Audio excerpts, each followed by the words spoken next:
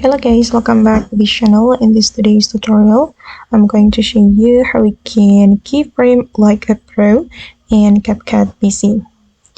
Okay, let's get into it guys. I have created a project in my CapCut PC application and I'm going to use keyframe to animate this bird. I'm going to make this bird move from the right side to the left side. So first thing first, I'm going to move it right here and I'm going to use the keyframe to make it move. If we want to use keyframe, we just need to go to the object we want to add keyframe to, and this is how the keyframe button looks like. And I'm going to add keyframe for the position.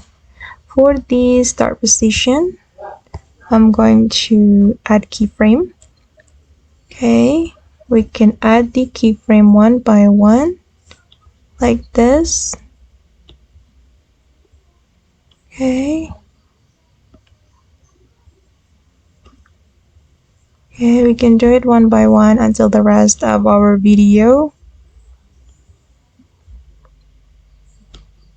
Just like this, guys. And for the end position, I'm going to make this bird disappear. Okay, now it's done. And this is the final result. Wait. Oops, sorry. And as you can see guys, that the bird can move from the right side to the left side.